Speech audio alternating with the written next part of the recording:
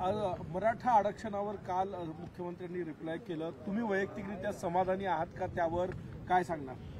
जरांगे पाटील आणि मराठा समाधानी झालं का मी समाधानी होणार, तो काही विषय नाही आहे. काय वाटतं हे नागपूर करारानुसार नागपुरात अधिवेशन होतं हिवाळी विषय? संत्र्याचा ज्यूस मुख्यमंत्र्यांनी घेतला आहे, देवेंद्रजी तर रोजच घेतात, अजितदादांनी घेतलाय, पण संत्र्यावर आम्ही बोललो पण साधं काही जाहीर केलं नाही. ज्यूस घेतला, किमान त्याच्यात जेवढं मीठ आलं असेल तेवढं तर जागलं पाहिजे का नाही. कापसासाठी धानासाठी आपण दिलं त्याच्याबद्दल धन्यवाद, पण कापूस आणि सोयाबीन आणि तूर उत्पादक ठार मेलेला आहे. विदर्भात येऊन त्याच्या तोंडाले पाणी पुसून चालणार नाही. आम्हाला मुख्यमंत्र्यांकडून अपेक्षा आहे किमान आमचा धान उत्पादकासोबत कापूस आणि तूर आणि सोयाबीन आणि संत्र्याला सुद्धा मदत केली पाहिजे.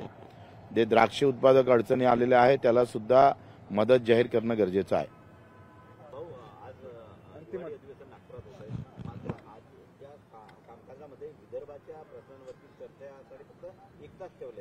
मला वाटतं तोही ठेवायला नाही पाहिजे होता. तशाला तितक्याच कशाला नाव बाटवले कामनं, एवढी निर्लज्जपणा नसली पाहिजे.